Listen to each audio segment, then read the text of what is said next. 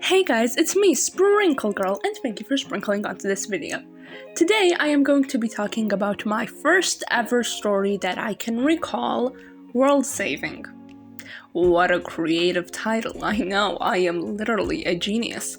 But no, the creativity in the story is top tier, it's through the roof. Literally cannot think of anything similar to whatever this was, and I'm going to try to make this video as entertaining yet not confusing as I possibly can, which is kind of difficult with a story like this. Most stories that we have for a long time change a lot over the years, so I'm going to split this story, World Saving, into 3 parts. That is going to be Gen 1, the Midlane, and Gen 2. Generation 1 is the original, the very beginning. I guess it's not the very beginning, because the very beginning was just a self-insert into a Ben 10 fanfiction kind of thing. You'll see. But the original, where it actually became its own thing, and that is a very long time period, so get a snack. The mid-lane is the time between Generation 1 and Generation 2, where a lot of mistakes were made, and Generation 2 is low-key disappointing. But let's get into it. Imagine this. You are a 5-year-old who has been raised on Witch, Ben 10, TMNT 2012, and you're just obsessed with superheroes and superpowers and all that good stuff. The obvious thing to do is to make your own Ben 10 roleplay with yourself, duh. And that's how World Saving was made. A world about confusing characters and even more confusing lore. Fun! I'm going to combine every single event that is ever taking place, even for a day, every character, and tell you about them as far as I remember. For the bits that I have drawings of or comics of, I will show you, and for the bits that I don't, I will make very horrifying doodles. It all starts with 2 totally normal girls, Sam and Gwen. They're besties and live together for some reason. And during lunchtime, they get a new student, or I guess classmate. This new student is Rose, Sam's sister who ran away from home years ago. I'm not making this up. And she quite literally tells Sam, "Hey, I'm your sister, I live with you now." And Sam's like, okay. Very realistic. Time for lore dumping all in one panel, and apparently there's this queen, and this queen tells them about the fact that they're dragon souls, which is like a reincarnation of old dragons, and like some of their parents were dragon souls, and it's like a whole thing. And they have to recruit other people to help out. And they're sad about it because they want to go to school. What was second grade me thinking? Oh, and these 2 brothers, what are their names again? And now for comic 2. These titles are killing me. They visit a witch in a really ugly house, and they meet her and her daughter, whose name is Lily, and the witch's name is Natalie, and she has powers, because of course, and Lily has telekinesis that she can only use from her eye, I don't know. Well, the queen and Natalie talk like old friends and like eat soup or something. Lily sends the girls down to the basement to get her mom's spellbook, which obviously isn't for any ulterior motives. So apparently she just wanted to bring her toys to life, but they became giant for a reason that they explained, but I still don't get. And then it attacked them, and then this happened, and they were saved, and they recruited them. And that was the last comic I made. If we don't include this, ignore it.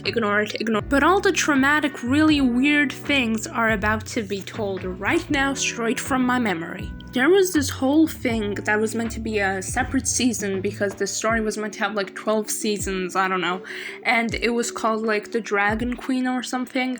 So basically there was this girl who was like mildly bullied, and she was picking up strawberries, and she found a dragon egg, and then she like hatched the dragons, and she became a dragon queen that literally terrorized an entire town. And this was a big thing, but not because the dragons were alive when they should all be dead. No, it was a big thing because like people were dying or whatever. Like, who cares? So tell me about the dragon lore. And then the characters go there, and like there's this guy called Kieran, and then he has a sister called Kelly, and Kieran is like simping for Sam and is really uninteresting. One thing that I should have mentioned earlier but totally forgot is that in the first comic, there's a character who appears for like one panel, and I don't remember her name, but I do remember her sister's name, which is Pomla.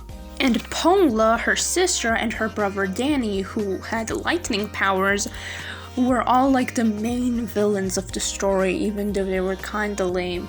And the time has come to mention the collapse.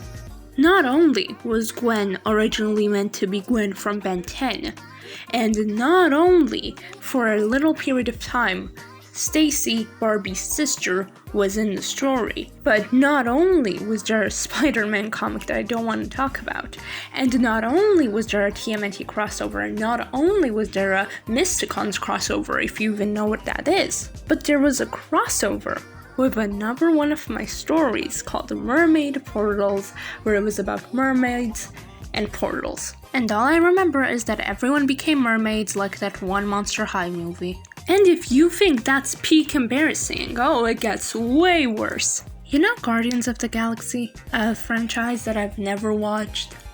Well, I took Gamora from there, changed her name, and made her, I'm not joking, Sam and Rose's alien sister. Surely it cannot get any worse. It does. Take 3 girls who are thieves, make them into half animals. I don't want to elaborate. And of course, that's still not the end of the embarrassment. When Sam and Rose were kids, their mom literally ran off into the woods, found a fire cat, but got lost, and never came back. Except in that one Spider-Man comic. Damn. And now the time has come for Miscellaneous. The Queen of Christmas, Weather Unicorn, Mary Sue Girl, and Lavin. She was very boring. I'm sure there were many more as well, but I really can't remember them. Except for that one villain in the Spider-Man comic. Time for Midlane, the actual embarrassing part. Usually when you're trying to rework a story, you're trying to make it better. Which is technically what I tried to do, but I failed. Not much happened in Midlane at all, but there was one big mistake. I removed almost every character and almost every plot point, including the lore, and made it into a split-in-half world where one half is magic, the other is humans, and it has a barrier in between. And since there was no longer a Pomla, I decided to keep Danny, but as a human from the other side of the barrier, who traveled, got lightning powers, and wears a scarf for some reason. This is what I like to call the erasure. You might be thinking, you couldn't have erased that much, plus you fixed Danny. Well, Generation 2. Generation 1 had a lot of charm to it, and it had a lot of creativity, which I have a bit of an issue with now, and I struggle to be as creative.